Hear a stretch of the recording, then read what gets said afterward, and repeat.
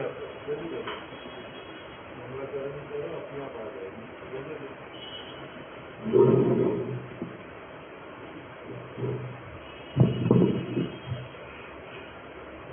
अज्ञानतिमिरान्धस्य ज्ञानाञ्जनशलाकया चक्षुरुन्मीलितं येन तस्मै श्रीगुरुवे नमः।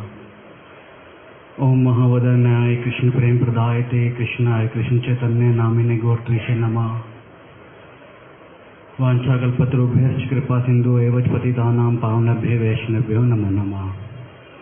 सर्वप्रथम गुरुपाद पद्म के अभय चरणों में साष्टांग दंडवत प्रणाम करते हुए उनसे अहेतु की कृपा प्रार्थना करता हूँ। तत्पश्चात पूज्यपाद माधव प्रिय प्रभु जी के चरणों में कृपा प्रार्थना करता हूँ। सभी वैष्णव वृंद के चरणों में यथायोग्य प्रणाम। तो श्रील कृष्णदास कविराज जो प्रभु जी से सुना उसमें से जो थोड़ा थोड़ा याद है वही बोलूँगा कि प्रभु जी ने बतलाया था कि श्रील कृष्णदास कविराज गोस्वामी ने श्री चैतन्य चरितामृत में 14 श्लोकों का रचना किया। 14 मंगलाचरण श्लोकों का रचना किया। तो जो आदि लीला का सप्तम परिच्छेद है उसमें जो 14वां श्लोक है मंगलाचरण का उसका व्याख्या किया गया। तो वह है पंचतत्वात्मक श्री कृष्ण भक्त रूप स्वरूपकम भक्तावतारम भक्ताख्यम नमामि भक्त शक्तिकम। तो इसमें जो पंच तत्व है, पंच तत्व जो हम अलग से एक मंत्र भी जाप करते हैं, श्री कृष्ण चैतन्य प्रभु नित्यानंद श्री अद्वैत गदाधर श्रीवासादि गौर भक्त वृंद। तो इसमें जो पंच तत्व हैं उसकी व्याख्या करते हुए श्री कृष्णदास कविराज गोस्वामी जी बोलते हैं कि वह जो चैतन्य है वह और कोई नहीं साक्षात भगवान श्री कृष्ण हैं।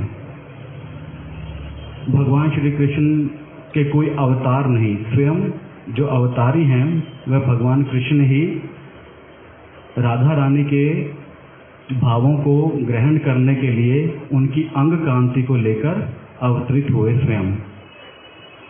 तो इसमें प्रभु जी ने थोड़ा भगवान कृष्ण के लिए मैं जो बोला कि जो ब्रज नंदन श्री कृष्ण हैं, जो नंद नंदन श्री कृष्ण हैं वही एकमात्र ईश्वर तत्व हैं, परम तत्व हैं, अद्वैत ज्ञान है, उनके समान कोई हो नहीं सकता।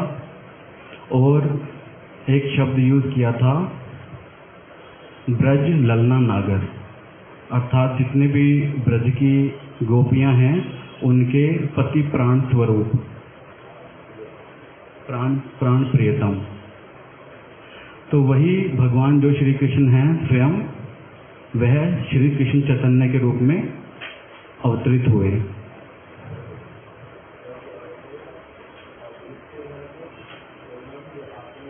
नंदात्मज, यस,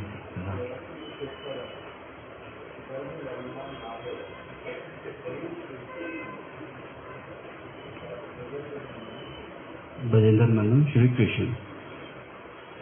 और दूसरे हैं यहाँ पर नित्यानंद प्रभु, श्री कृष्ण चैतन्य प्रभु नित्यानंद। नित्यानंद जो स्वयं बलदेव जी का अवतार हैं और स्वयं बलदेव जी ही हैं और महाप्रभु जी के बड़े भाई के रूप में यहाँ पर अवतरित हुए। तो और फिर श्री अद्वैताचार्य स्वयं महाविष्णु अवतार, और यहाँ पर अद्वैताचार्य और नित्यानंद प्रभु इन दोनों के आगे लगा प्रभु और चैतन्य महाप्रभु के नाम के आगे महाप्रभु। तो यहाँ पर प्रभु जी ने बतलाया कि जो नित्यानंद प्रभु हैं और अद्वैताचार्य हैं वे दोनों ही चैतन्य महाप्रभु के चरणों की सेवा करते हैं। तीनों ही ईश्वर तत्व हैं। ईश्वर तत्व होने पर भी नित्यानंद प्रभु और अद्वैताचार्य प्रभु जो हैं वह चैतन्य महाप्रभु की सेवा करते हैं, इसलिए वह महाप्रभु और बाकी जो नित्यानंद प्रभु और अद्वैताचार्य उनके आगे प्रभु लगाया जाता है। एक महाप्रभु और प्रभु दुई जन, यहाँ पर ऐसे करके कृष्णदास कविराज गोस्वामी ने बतलाया। फिर जो पंच तत्व है वहाँ पर गदाधर जी पहले हैं, लेकिन यहाँ पर कृष्णदास कविराज गोस्वामी जी ने भक्ता आख्या में श्रीवास जी को पहले लेकर आए। तो श्रीवास पंडित जो हैं उनको शुद्ध भक्त की कैटेगरी में रखा गया, और फिर गदाधर वह शक्ति अवतार हैं। तो वो तो उन शुद्ध भक्त और अंतरंग भक्त में जो अंतर किया गया वह यही किया गया कि जो अंतरंग भक्त हैं वह सब समय माधुर्य रस में ही राधा कृष्ण की सेवा करते हैं, और जो शुद्ध भक्त हैं वह बाकी के जो चार रस हैं, शांत, वात्सल्य, सख्य और दास्य, इसमें वह सेवा करते हैं। तो इस प्रकार से यह पंचतत्व जो यह श्लोक है इसका व्याख्या किया गया।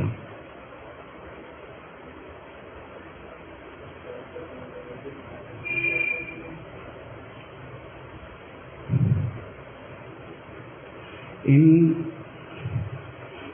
महाप्रभु इन चारों तत्वों के साथ इस धरा पर अवतरित हुए जीवों के मंगल के लिए, और उन्होंने समस्त पृथ्वी पर जो एक इस ब्रह्मांड की सर्वश्रेष्ठ वस्तु है उसको प्रदान करने के लिए इस धरा पर अवतरित हुए। जो खजाना एक यहाँ पर प्रभु जी ने जो बतलाया कि उस दरवाजे पर एक जो ताला लगा हुआ था, एक कुंजी लगी हुई थी, उसको खोल करके महाप्रभु ने वह निकालकर पूरे जीवों में उसका वितरण किया, ताकि जो वंचित थे उनको भी वह प्रेम मिल सके, प्राप्त हो सके।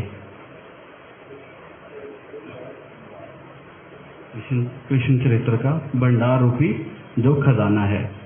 तो महाप्रभु जी ने इसको पूरी पृथ्वी पे अपने आचरण के द्वारा इसको वितरण किया।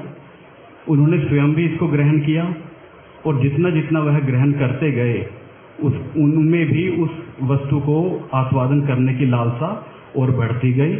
उन्होंने स्वयं भी उसको आस्वादन किया, और पृथ्वी पर जितने भी जीव थे उनको उसका आस्वादन करवाया। लेकिन फिर भी उसमें से बताते हैं कि वितरण करने के पश्चात भी कुछ लोग थे जो उसको ग्रहण नहीं कर पाए। उसमें मायावादी, भूतार्किक, पाषंडी, अधम पड़वा, कर्मनिष्ठ, एक और रह गया, निंदुक। तो ये 6 प्रकार के जो कैटेगरी के लोग थे वह इस वस्तु को ग्रहण नहीं कर पाए। तो फिर महाप्रभु जी ने देखा कि जिस संकल्प को वह लेकर आए थे पृथ्वी पर वह पूर्ण नहीं हुआ, तो उनको इस मन में दुख हुआ। तो फिर उसके बाद उन्होंने 24 वर्ष के पश्चात 25वें वर्ष में संन्यास ग्रहण किया, क्योंकि बंगाल में सन्यासियों का वहाँ पर बहुत रिगार्ड करते हैं, सम्मान करते हैं।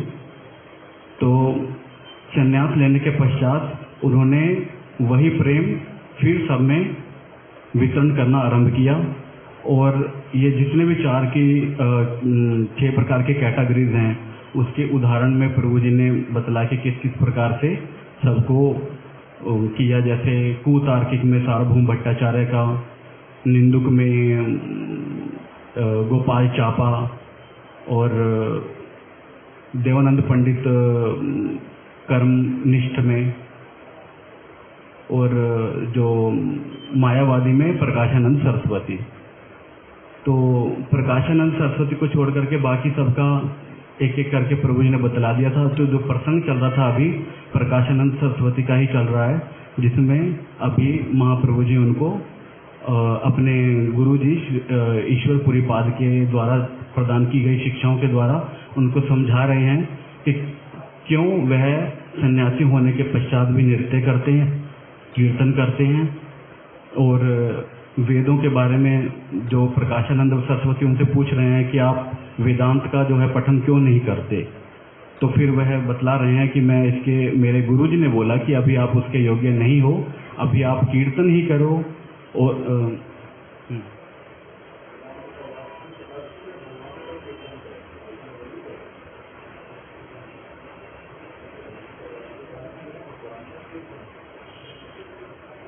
वेदांत का अर्थ जो है वह वास्तविक अर्थ यही है कि भगवान का सब समय कीर्तन करना, उसको श्रवण करना और दूसरों को भी सुनाना। तो इस प्रकार से वह सब यहाँ पर अभी डिस्कशन चल रही है।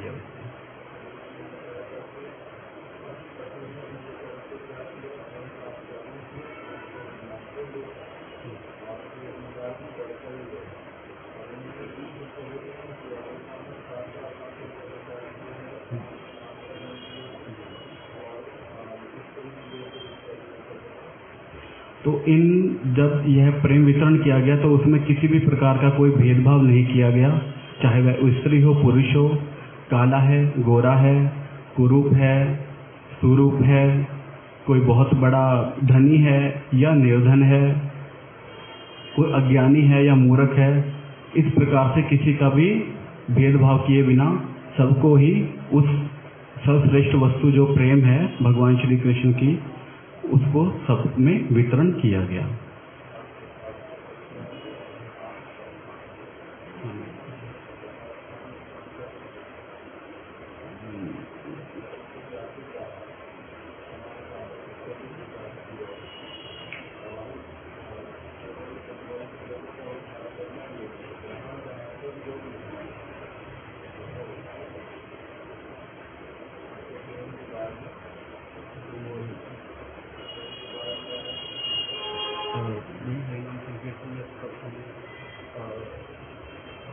नाम करना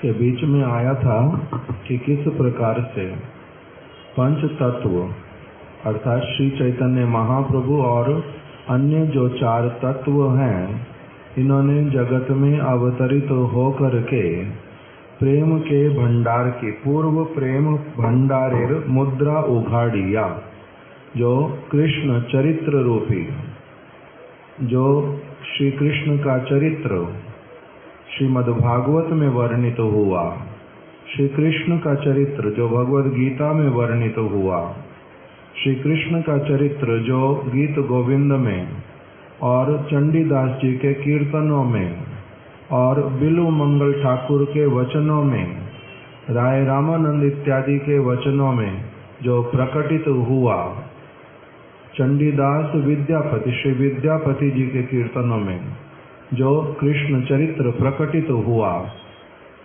उसी को महाप्रभु ने क्या किया, पंच तत्व के साथ मिल करके स्वयं आस्वादन किया उसका, और आस्वादन करके उस वस्तु को जगत में वितरित किया। आश्चर्य वो प्रेम का भंडार, जितना आस्वादन करते हैं उतना ही भंडार और अधिक वर्धित होता जाता है। आश्चर्य वो प्रेम का भंडार। और इन्होंने क्या किया सभी में, और ऐसे उसका आस्वादन किया, पांचों ने उस प्रेम के भंडार को लूटा, आस्वादन किया, और ऐसे हो गए जैसे मदमत्त। कभी वो क्रंदन करते हैं, कभी वो नृत्य करते हैं, कभी गान करते हैं, कभी पठन पाठन करते हैं, कभी नगर संकीर्तन जैसा करते हैं। इस प्रकार का सर्वत्र उन्होंने इसका प्रवर्तन किया। ऐसा प्रारंभ किया जहाँ जहाँ पर भक्त लोग उनको इसी प्रकार से उन्होंने कृष्ण नाम गुण लीला परिकर इत्यादि इन समस्त वस्तुओं की चर्चा में लगा दिया। पहले सभी लोग इस तरह का काम नहीं करते थे, किंतु महाप्रभु ने पंच तत्वों ने इसी प्रकार का सारा क्रिया प्रारंभ किया। इसी को बताया उन्होंने स्वयं पुनः पुनः इसका पान किया, मद मत्त हो गए, और फिर पात्र अपात्र का विचार नहीं किया, स्थान अस्थान का विचार नहीं किया, कौन किस जाति का, कौन किस कुल का, कि कौन धनी कौन निर्धन, कौन स्त्री कौन पुरुष, कौन वृद्ध कौन बालक, कौन कोई भी प्रकार का व्यक्ति सामने पड़ा, उसी को क्या किया, जय जहाँ पाए तहाँ करे प्रेम दान। जो व्यक्ति सामने मिलता है उसी को इन्होंने क्या किया, कृष्ण प्रेम का दान करना प्रारंभ कर दिया। लुटिया खाइया दिया भांडार उजाड़े, स्वयं लूटते हैं, खाते हैं, आस्वादन करते हैं, वितरण करते हैं, और आश्चर्य भंडार प्रेम शत गुण बाड़े। जितना ये वितरण करते हैं, जितना दूसरों में उसको प्रदान करते हैं, स्वयं ग्रहण करते हैं, वो भंडार बहुत अधिक और भी बढ़ता जाता है। आश्चर्यमय प्रेम का भंडार।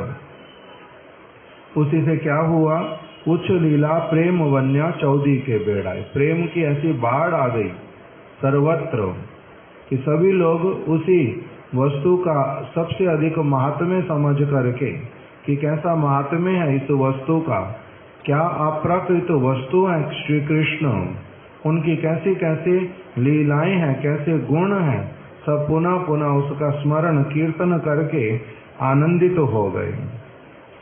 सज्जन व्यक्तियों का मंगल हो गया, जिनका आचरण बहुत अच्छा था, उनको भी इस प्रकार से कृष्ण भक्ति की बातें पता चलने से उनका उल्लास हो गया।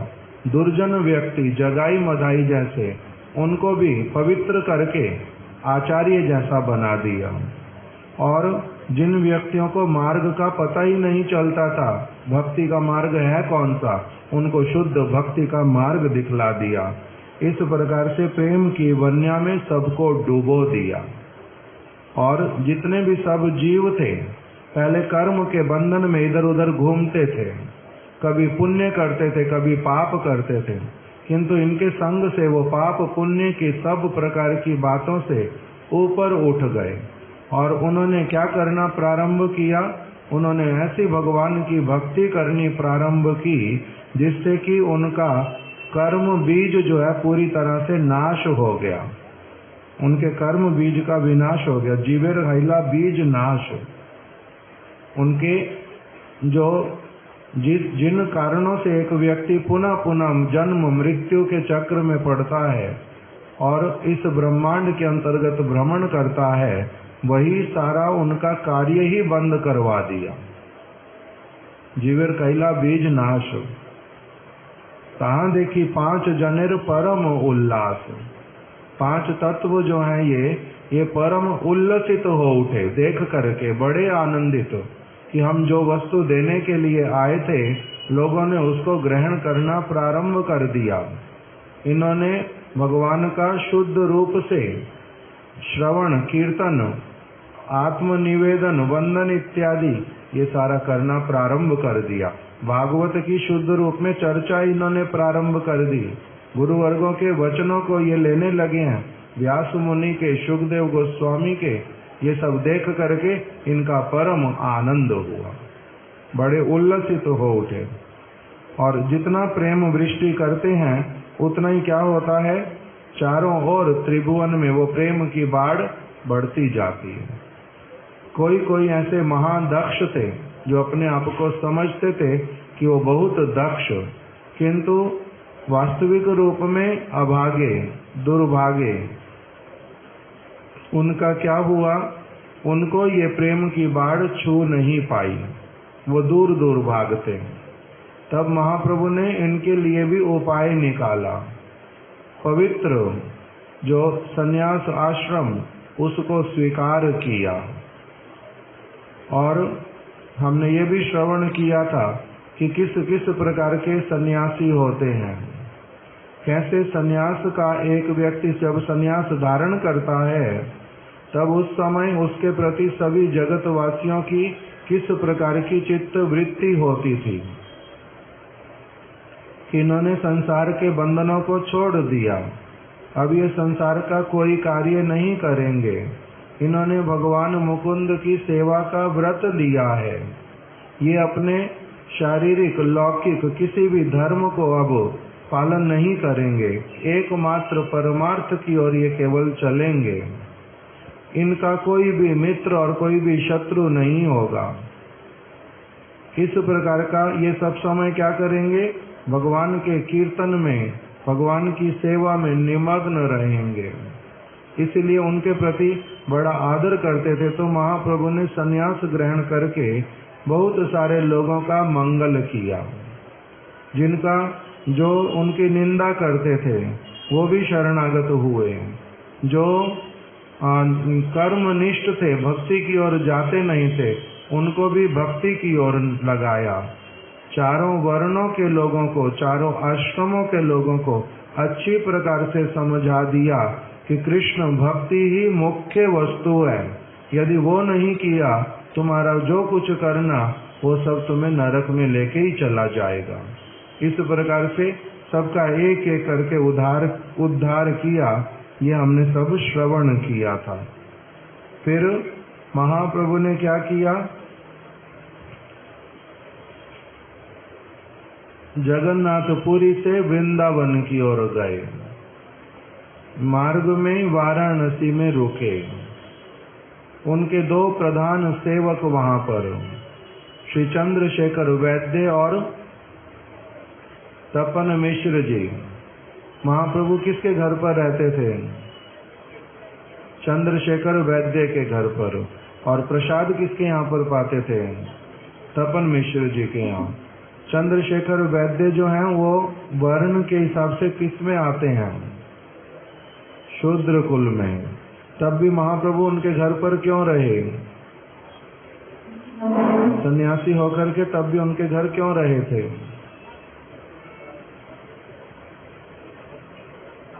क्योंकि उनकी भक्ति थी। उनकी भक्ति को लक्ष्य करके, बाकी किसी वस्तु को महाप्रभु देखते नहीं। उनके हृदय में शुद्ध भक्ति है, उसी वस्तु को ही महाप्रभु ने गुरुत्व दिया। और उन्होंने ही यही स्थापित किया कि बा वर्ण, कि बा वर्णी, कि बा न्यासी शूद्र केने नाई, जय कृष्ण तत्ववेत्ता सही गुरु है। कोई किसी भी आश्रम में है, किसी भी वर्ण में, कि बा विप्र, कि बा न्यासी, कोई ब्राह्मण है अथवा कोई सन्यासी है अथवा कोई शूद्र है, उससे कुछ आता जाता नहीं। यही कृष्ण तत्ववेत्ता, जो कृष्ण तत्व को जानता है, वही वास्तविक रूप में आदरणीय है। इसलिए उनके हृदय में भक्ति देख करके महाप्रभु उनके घर पर ही रहे, चंद्रशेखर वैद्य के घर पर। फिर क्या हुआ? महाप्रभु क्या करते थे वहां पर सब समय? वाराणसी में क्या करते थे?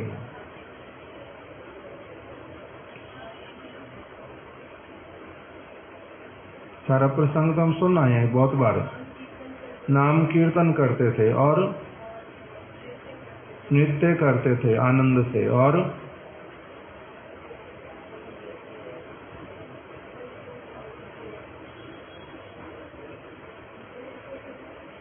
लोटपोट होते थे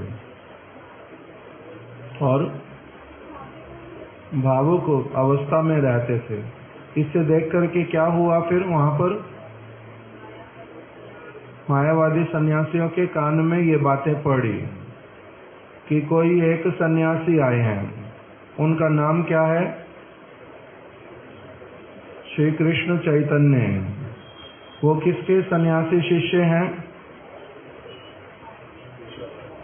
केशव भारती के सन्यासी शिष्य हैं। फिर भी क्या नहीं करते और क्या करते हैं? सन्यासी होकर के क्या करते हैं? नृत्य, गीत, तीन वस्तुएं बतलाई थी। एक करते हैं नृत्य, एक करते हैं गान और एक करते हैं संकीर्तन, वाद्य यंत्र इत्यादि बजाना। ये सब करते हैं। जो और क्या नहीं करते हैं? वेदांत का पठन पाठन अध्ययन ये नहीं करते हैं। इसीलिए उन्होंने क्या करना प्रारंभ किया? महाप्रभु की निंदा करनी प्रारंभ की। ये तीन वस्तुएं क्यों नहीं करनी? किसको नहीं करनी? गान, संकीर्तन और नृत्य किसको नहीं करना? सन्यासी को नहीं करना होता। किसके अनुसार? मायावादी सन्यासियों के अनुसार। क्यों नहीं करना होता? शंकराचार्य जी ने क्या लिख करके रखा है? शंकराचार्य जी ने क्या लिख करके रखा था? हमने पढ़ा, बहुत बार पढ़ लिया, अभी कितनी बार रिपीट किया इसको। वेदांत वाक्येषु सदा रमन्ता कोपिनवंता खलु भाग्यवंता। क्या अर्थ है नरोत्तम प्रभु इसका?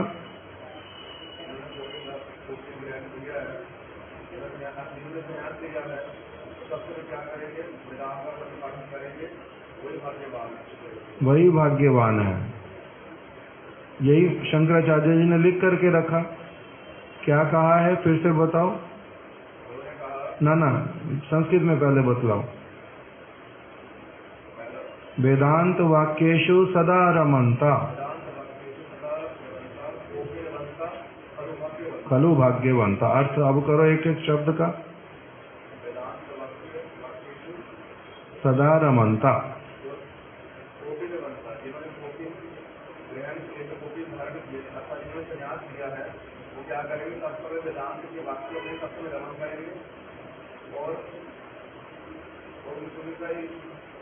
वही भाग्यशाली, निश्चित रूप से वही भाग्यशाली है, खलु भाग्यवंता।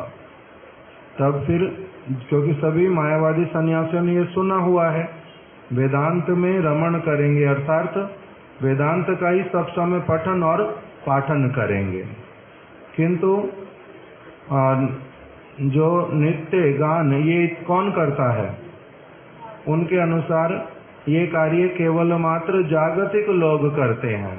उनके घर में पुत्र का जन्म हुआ, बैंड बाजा बजाएंगे।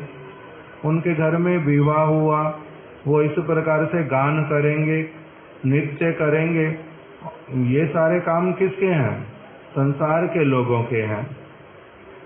स्मृति शास्त्र में लिखा, इस प्रकार के किसी कार्य में सन्यासी पार्टिसिपेट नहीं करेगा। किस लिए? क्योंकि वो आत्म तत्व से संबंधित कार्यों में व्यस्त रहेगा। जो शरीर से संबंधित कार्य, उसमें किसी का घर नया बना, किसी का व्यवसाय बहुत अच्छा हो गया, किसी का जन्म हुआ, किसी का विवाह है, इस सारे कार्यक्रमों में जो नृत्य गान इत्यादि होता है उसमें वो पार्टिसिपेट नहीं करेगा। क्यों? वो कौन बन गया? साधु हुआ है वो तो। किंतु वहां पर ये सारे कार्य भगवान के लिए भी नहीं करने, ये निषेध तो नहीं किया गया था। किंतु मायावादी सन्यासियों ने क्या करना प्रारंभ किया? महाप्रभु का निंदा करना। सन्यासी हुआ, घर बार छोड़ दिया, और फिर भी ये क्या करते हैं? मृदंग करताल बजाते हैं और नृत्य करते हैं, गान करते हैं। इस प्रकार का सारा कार्य ये तो अच्छा नहीं है इनका, इसलिए उन्होंने निंदा प्रारंभ की थी। महाप्रभु ने जब सुना तो महाप्रभु ने क्या किया? उनको जब लोगों ने कहा कि बहुत सारे सन्यासी लोग आपकी निंदा करते हैं, तब महाप्रभु ने क्या कहा? मुस्कुराए और कुछ कहा ही नहीं, उनकी उपेक्षा कर दी। उपेक्षा करने का अर्थ क्या होता है? निग्लेक्ट तो कर दिया। निग्लेक्ट उपेक्षा ये एक हो गया। इसका अर्थ क्या होता है? उनकी भावना क्या है? कि ये असंभाष्य हैं, इनके साथ वार्तालाप भी क्या करना, ये सत्संग नहीं है, ये निंदक, इसलिए ये संभाषण के भी योग्य नहीं है। इनके विषय में क्या वार्तालाप करनी, इसलिए उनकी उपेक्षा कर दी। उनके प्रति कृपा नहीं आई हृदय में। और क्या हुआ? वाराणसी से कहाँ चले गए? वृंदावन। पुरी से आए थे वृंदावन के लिए, मार्ग में वाराणसी पड़ा था। कुछ समय रह करके वृंदावन आ गए। बाद में फिर क्या हुआ? फिर से जब वापिस आए वाराणसी, तब वहां पर किन के साथ भेंट हुई? वो दो भक्त तो हैं ही हैं, और कौन से एक मुख्य भक्त वहां पर आए ना? महाराष्ट्रीय विप्र तो वहीं रहते थे, निमंत्रण किया था। सनातन गोस्वामी भी वाराणसी में आ गए, उनका भी महाप्रभु के साथ में भेंट हुआ। और अब चंद्रशेखर वैद्य और जो तपन मिश्र, उन्होंने क्या दुख व्यक्त किया था महाप्रभु के समक्ष। सब आपकी निंदा करते हैं और ये नित्य, ये तो निंदा वाले काम बातें बोलते हैं। और जिस आपकी निंदा सुनते सुनते हमारा हृदय फटता है और ऐसा लगता है कि हम लोग अपने प्राण त्याग दें। ये सब बातें जब महाप्रभु ने सुनी तब मन में क्या हुआ, इस स्थान पर नहीं बताया, किसी और स्थान पर चैतन्य चरितामृत में अथवा चैतन्य भागवत में ये भी बताया कि चंद्रशेखर वैद्य और तपन मिश्र, उन्होंने कहा प्रभु सब समय केवल मात्र अहम ब्रह्म अस्मि यही वाली बातें सुन करके कान पक जाता है, बहुत दुख होता है। अधम जीव ये अपने आप को कहता है मैं ब्रह्म हूं। ये सुनते सुनते बड़ा दुख होता है कान को। दास वाला भावना किसी के हृदय में है ही नहीं। इसलिए हे प्रभु आप कुछ करो, कृपा करके कुछ करो। भक्तों की ऐसी कामना को जान करके महाप्रभु ने किसके मन में प्रेरणा दे दी, महाराष्ट्रीय ब्राह्मण के। महाराष्ट्रीय ब्राह्मण ने आके क्या कहा, क्या कहा था कि मैंने अपने घर पर सभी सन्यासियों को बुलाया है। मैं जानता हूं आप किसी भी सन्यासी से मिलते नहीं हैं, आप किसी का निमंत्रण भी स्वीकार नहीं करते, किंतु मैं आपके चरण पकड़ता हूं, मेरी प्रार्थना को स्वीकार कर लो, मेरे को संतुष्ट कर दो प्रभु। मेरी बड़ी कामना कि आप हमारे घर पर आओ। महाप्रभु ने उनके हृदय में ये प्रेरणा करवा दी, वो निमंत्रण करने आ गए। महाप्रभु ने निमंत्रण स्वीकार कर लिया। जब महाप्रभु गए उस महाराष्ट्रीय ब्राह्मण के घर पर, तो सन्यासी लोग पहले से ही कहाँ बैठे हुए थे, भीतर में बैठे हुए थे। महाप्रभु कौन से स्थान पर बैठ गए, जहां पर सभी लोग अपने चरणों का प्रक्षालन करते थे, चरणों को धोते थे। महाप्रभु भी अपने चरणों को धो करके वहीं पर ही पास में बैठ गए। और फिर क्या किया था, वहां पर अपना ऐश्वर्य प्रकाशित किया था। ऐश्वर्य प्रकाशित करने का अर्थ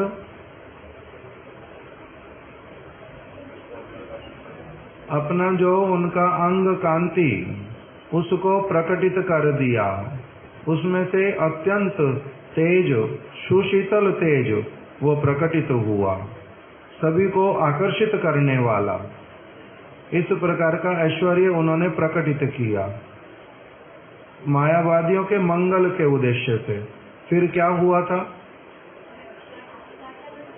सभी सन्यासी लोग अपने स्थान से उठ खड़े हुए और उनमें जो सबसे प्रधान थे प्रकाशानंद सरस्वती, उन्होंने आकर के क्या किया, वो महाप्रभु के निकट में आ गए और आकर के क्या कहा,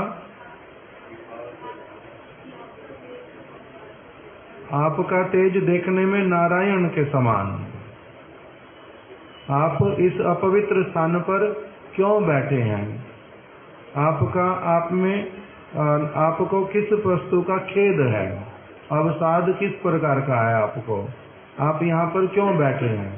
उसके बाद में महाप्रभु ने क्या उत्तर दिया था, आप इस अपवित्र स्थान पे क्यों बैठे हो। ये तो प्रकाशानंद सरस्वती ने कहा। प्रभु ने क्या कहा था, मैं हीन संप्रदाय से दीक्षित हूँ और आप लोग श्रेष्ठ संप्रदाय वाले हैं, इसलिए मेरा आपके साथ में बैठना शोभा नहीं देता, इसलिए मैं यहाँ पर ही बैठा हूँ। उन्होंने फिर से क्या कहा, उन्होंने प्रकाशानंद सरस्वती ने महाप्रभु का बड़ा सम्मान किया था। सम्मान करके उनका हाथ पकड़ लिया अपने आप से और बड़े आदर के साथ में लेकर के कहाँ चले गए, भीतर में चले गए। और उन्होंने फिर क्या पूछा महाप्रभु से, आप कौन हैं, आप ही श्री कृष्ण चैतन्य है ना, आप केशव भारती के शिष्य हैं। अभी साक्षात रूप में पूछ लिया, आप यहाँ पर रह करके भी, सन्यासी होकर के भी हम लोगों से मिलते क्यों नहीं हैं, हमारे दर्शनों के लिए नहीं आते, वेदांत इत्यादि भी पाठ नहीं करते हो, सुनने के लिए आना, बोलने के लिए साथ में बैठना, एक ही स्थान पर जब आए, एक ही ग्राम में हम लोग हैं, तब आप हमारे पास आते क्यों नहीं हो? और दूसरा हमने सुना, भावुक व्यक्ति की तरह आप क्या करते हो? सन्यासी हो या करो नर्तन गायन, आप सन्यासी होकर के नृत्य और गान इत्यादि करते हो, और भावुक सब लोगों को लेकर के आप भी भावुक होकर के कीर्तन करते हो। वेदांत पठन, ध्यान इत्यादि करना, यही तो सन्यासी का धर्म है, और उसको छोड़ करके आप भावुकों वाले कर्म करते हो। दिखने में, प्रभाव में नारायण के समान, किंतु फिर भी ऐसे वाला हीन आचरण करते हो। हीन आचार करो, इथे की कारण, इसका क्या कारण है? ये प्रश्न रखे थे महाप्रभु के सामने साक्षात रूप में। पहले महाप्रभु ने सुने हुए थे, फिर इन्होंने अपने मुख से भी वही का वही बात पूछ लिया। तब महाप्रभु ने क्या कहा था? प्रभु कहे सुनो श्रीपाद इहार कारण। महाप्रभु ने कहना प्रारंभ किया बड़े सम्मान के साथ में कि हे श्रीपाद, इसका कारण सुनो। गुरु मोरे मूर्ख देखी करीला शासन।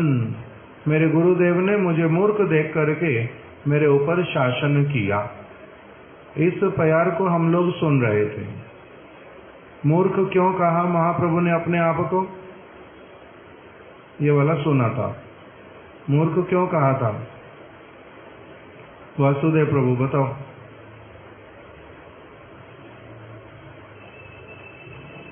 स्मरण नहीं है। प्रिंस प्रभु स्मरण नहीं है। मुख्य बात बताई थी यहाँ पर। हाँ जी,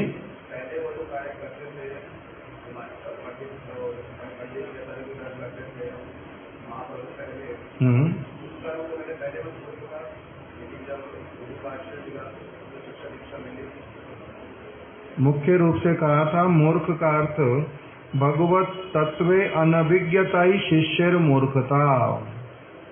श्रील प्रभुपाद जी ने लिख करके रखा, भगवत तत्वे अनभिज्ञता अर्थात भगवान के तत्व के विषय में जो अज्ञानता, भगवान के तत्व के विषय में अज्ञानता। भगवान निराकार है या साकार है, भगवान है भी या नहीं है, भगवान के साथ मेरा संबंध क्या है, भगवान के साथ में मैं संबंध बनाने के लिए क्या करूं क्या नहीं करूं, इस विषय में जो सारे लोग अज्ञानी होते हैं उन्हीं को ही क्या कहते हैं? मूर्ख। तो इसलिए महाप्रभु ने किस प्रकार का लीला करके दिखलाया कि पहले जन्म हुआ, उसके बाद में फिर थोड़े बड़े हुए, विद्या अध्ययन किया, उसी तर्क वितर्क करने को ही, किसी की बात का खंडन, किसी बात का स्थापन, यही सारा कार्य करना ही उन्होंने प्रधान समझा था। किंतु जब ईश्वरपुरी पाद जी से भेंट हुई गया में, तब वहां से उनका जीवन परिवर्तित होना प्रारंभ हुआ। उसी में उन्होंने क्या कहा कि मैं तो अपना समय और वस्तुओं में नष्ट करता था, भगवान की भक्ति क्या होती है उस ओर मेरा कोई भी ध्यान नहीं था। किंतु मेरे गुरुदेव ने मेरे को क्या देखा कि ये तो भगवत तत्व के विषय में अनभिज्ञ है। यही मेरी मूर्खता उन्होंने लक्ष्य की, और उन्होंने मुझे क्या किया? मेरे ऊपर शासन किया। शासन करने का अर्थ ये भी बताया था, गुरु मोरे मूर्ख देखी करीला शासन। शासन का अर्थ क्या किया था? उन्होंने मुझे अपना लिया, उन्होंने मुझे अपना बालक बना लिया, मेरे प्रति स्नेह का बहुत अधिक वर्षण किया, मेरे को उन्होंने करेक्ट करना प्रारंभ किया, उन्होंने मेरी जो भूल होती है उनको समय समय पर बतलाया, और जो कार्य मेरे को करना उसको सुष्ठु रूप से करने का निर्देश दिया। ये जो सारा कार्य, इसी को क्या कहा था? कि मेरे ऊपर उन्होंने शासन किया। शासन करने का अर्थ चाबुक मारे, थप्पड़े लगाई, ये वाला सारा शासन नहीं। गुरु मोरे मूर्ख देखी करीला शासन, मूर्ख का अर्थ क्या कर दिया, फिर से बताओ। भगवान के तत्व के विषय में मैं अज्ञानी था, अर्थात मेरे को भगवान का तत्व सुष्ठु रूप से बतला दिया। बहुत विस्तृत अच्छी प्रकार से चर्चा करके मेरे को बता दिया भली प्रकार से भगवान कौन है। कृष्णस्तु भगवान स्वयं। रहते कहाँ पर है? तद्धामम वृंदावनम। उनकी आराधना कैसे होती है? ब्रज गोपियों की भांति सुष्ठु रूप से आराधना उनकी होती है। वो साक्षात कामदेव हैं, मन्मथ उनका स्वरूप है। वो स्वयं कृपा करके उस धाम से जीवों के लिए इस धाम में आते हैं, अपनी लीलाएं करते हैं। उनका परम पवित्र चरित्र है, उनकी लीलाएं अद्भुत हैं। उन लीलाओं का तात्पर्य क्या है? उनके धाम का क्या महात्म्य है? चिंतामणि, प्रकर सदमशु, कल्प वृक्ष, कैसा उनका स्थान है, कैसे उनके परिकर हैं, क्या प्रेम की परिपाटी है, सेवा करते कैसे हैं, ये सारा जो भगवत तत्व, उनके अवतार कौन कौन हैं, किस प्रकार से भगवान सृष्टि करते हैं, उद्देश्य क्या है इन सारी वस्तुओं का, ये सारा का सारा जो भगवत तत्व उन्होंने मेरे को बहुत स्पष्ट रूप में सारा कुछ अपना करके, शासन मेरे ऊपर करके, पूरी तरह से मुझे उसमें लगा करके उन्होंने क्या कर दिया, मेरे को भगवत तत्व का पूर्ण रूप में आस्वादन अनुभव करवा दिया। किस प्रकार से? शासन करके। गुरु मोरे मूर्ख देखी करीला शासन।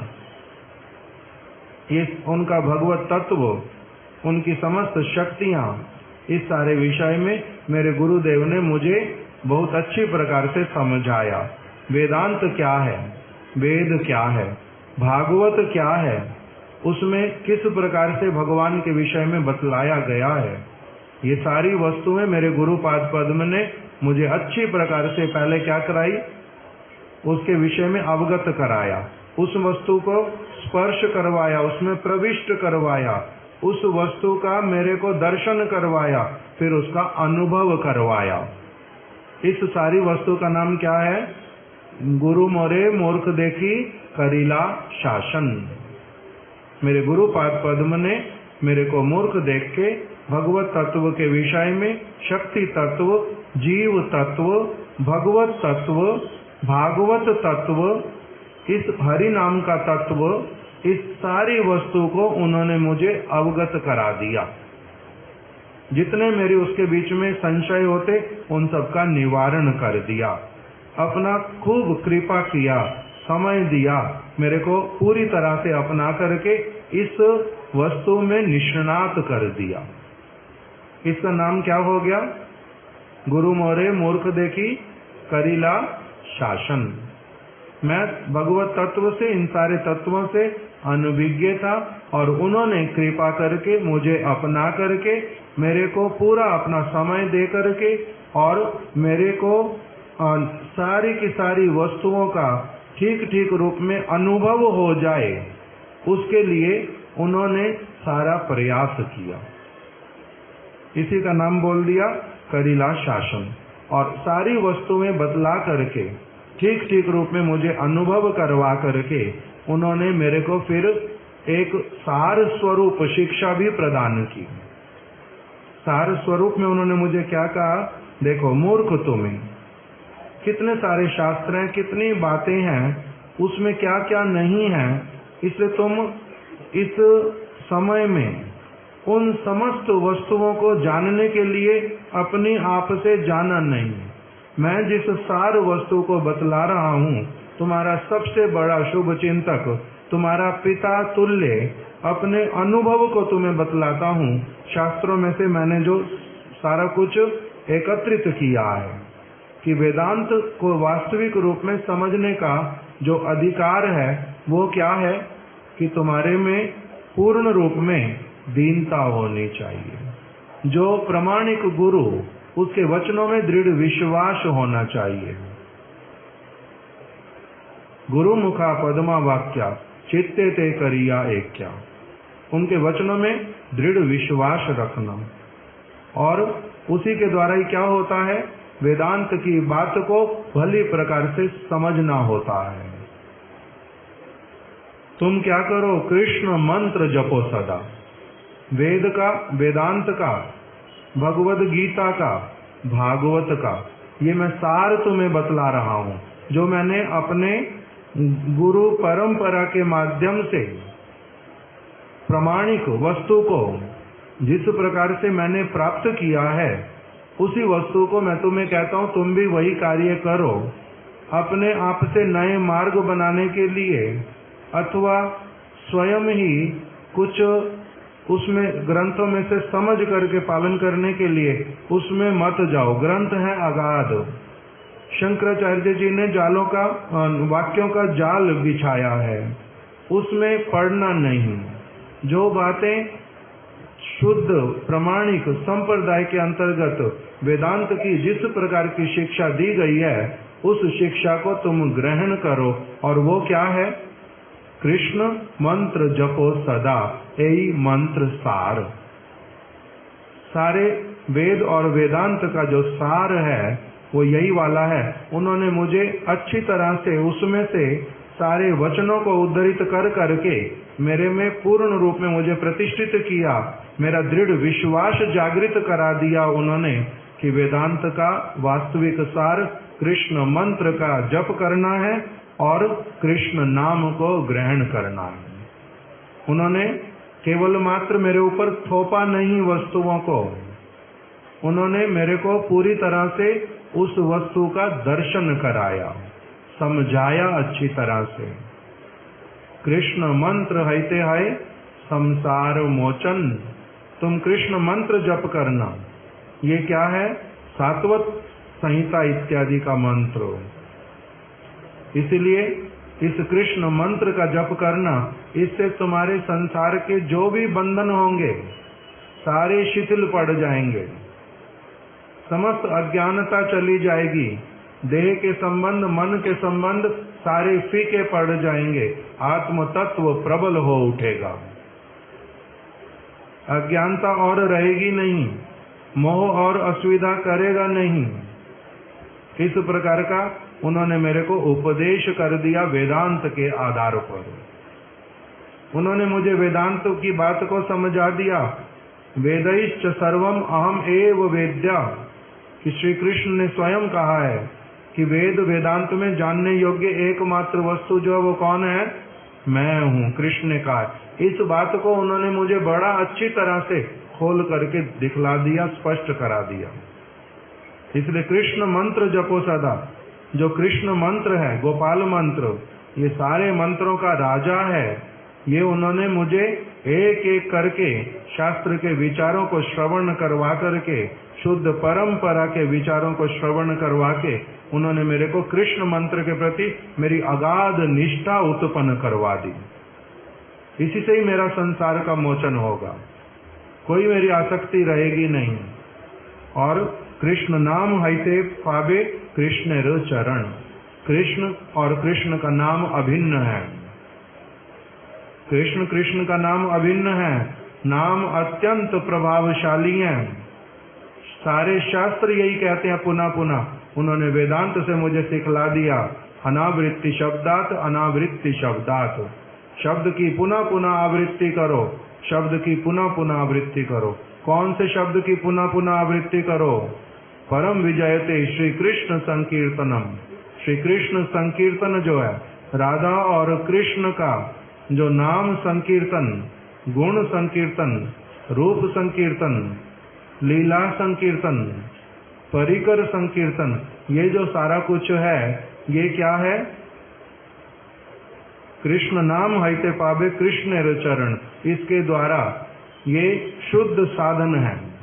इसके द्वारा तुम्हारे को साक्षात कृष्ण के चरण कमलों की परम तत्व जो है भगवान, उनकी प्राप्ति होएगी। ये उन्होंने मेरे को पूरी तरह से अच्छी तरह से समझा दिया, इसमें मेरा प्रवेश करवा दिया। इसलिए वही कृष्ण नाम मैं सदैव जप करता हूँ। मेरी जिह्वा से वो जाता नहीं, क्योंकि उन्होंने मुझे क्या कर दिया, भली प्रकार से बता दिया, नाम बिना कली काले नहीं आर धर्म। जो वेद वेदांत भागवत में उपनिषद में जिस वस्तु को भली प्रकार से बताया, वही उन्होंने मुझे अच्छे से अध्ययन करा दिया वेदांत का। आप कह रहे हो मैं वेदांत का अध्ययन नहीं करता, वेदांत का अध्ययन उन्होंने मुझे कराया। मुझे पहले बतलाया वेदांत का वास्तविक अध्ययन करने का व्यक्ति जो है अधिकारी, वो कौन है, कैसा उसका जीवन होना चाहिए, कैसा उसका परमार्थ का गठन होना चाहिए, वो सब उन्होंने मुझे करवाया। वेदांत भली प्रकार से पढ़ा दिया। और उन्होंने मुझे फिर क्या कह दिया कि देखो वेदांत का सार, वेदांत के मुख्य वाक्य, वेदांत जिस वस्तु को सारी और बातें समझा करके जहाँ पर ला करके खड़ा करता है, वो क्या है, अनावृत्ति शब्दात, अनावृत्ति शब्दात। और भागवत में फिर उसी वस्तु को जो वेदांत का स्वाभाविक रूप में वास्तविक जो उसका नेचुरल कमेंट्री है, उसी भागवत में भी फिर क्या कह दिया कि कौन सा श्लोक जो द्वापरे परिचर्यायाम, और उससे पहले त्रेता में प्रारंभ कहां से किया, कृते यध्यायते विष्णु, सत्य युग में ध्यान, त्रेता में द्वापरे परिचर्यायाम, द्वापर युग में परिचर्या भगवान की सेवा पूजा अर्चन, और त्रेता में यज्ञ इत्यादि, और कलयुग में भगवान का नाम। भागवत में लिखा इस प्रकार से, कलौ हरि संकीर्तनात्, कलयुग में हरि का संकीर्तन एकमात्र। ये उन्होंने मेरे को वेद वेदांत भागवत का जो समस्त वेद व्यास जी का, सुखदेव गोस्वामी का, गुरुपाद पद्म का जो मत, वो उन्होंने मुझे भली प्रकार से सिखला दिया। इसलिए मैंने वेदांत का अध्ययन किया है, उसमें से यही सीख लिया है अच्छी प्रकार से। कृष्ण इसलिए मेरे को दोबारा से फिर जो शंकराचार्य जी के मत के अनुसार वेदांत पढ़ना, उसका मेरे को आवश्यकता ही अनुभव होता नहीं। क्यों? क्योंकि मैंने शुद्ध रूप में जिस वेदांत का अध्ययन किया, उसके अर्थों को प्रमाणिक गुरु पाद पद्म से मैंने जब प्राप्त कर लिया, अब फिर मेरे को पुनः उसको पढ़ना, इसकी तो कोई आवश्यकता नहीं। इसलिए मैंने वहां से सीख लिया क्या, नाम बिना कली काले नहीं आर धर्म।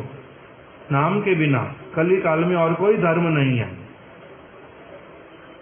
नाम संकीर्तनम यस्या सर्व पाप प्रणाशनम, प्रणामो दुख शमनम, तम नमामि हरिम परम।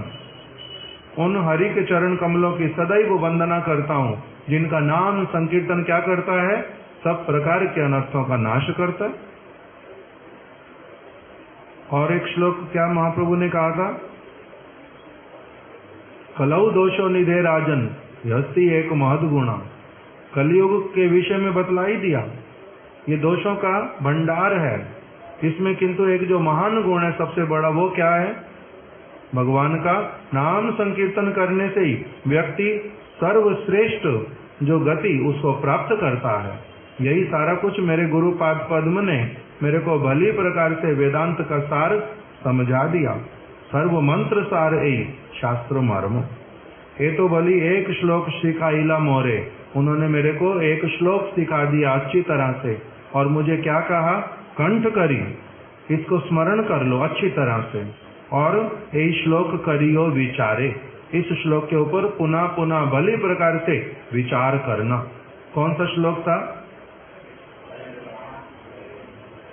बोलो सारे लोग।